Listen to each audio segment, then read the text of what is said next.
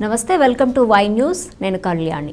శ్రీ శ్రీ శ్రీ నూకాంబిక అమ్మవారి కొత్త అమావాస్య జాతరకు ఉత్సవ కమిటీ చైర్మన్ గా పీలా నాగశ్రీను గొల్లబాబు ప్రమాణ స్వీకారం చేశారు. ఈ కార్యక్రమానికి ముఖ్య అతిథులుగా అనకాపల్లి నియోజకవర్గ ఇన్ఛార్జ్ భీమర్శెట్టి రాంకి, మాజీ శాసనసభ్యులు, నియోజకవర్గ incharge Peela Govinda Satyanarayana, MP CM Ramesh, మేనల్లుడు విజయ్ విచ్చేశారు.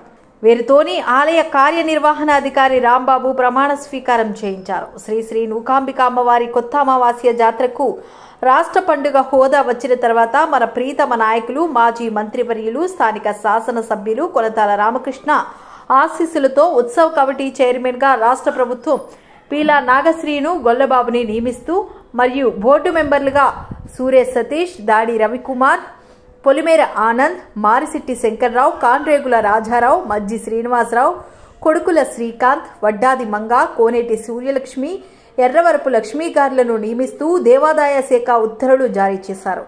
వీరందరితోని ప్రమాణ స్వీకారం ఆలయ ప్రాంగణంలోని చేశారు.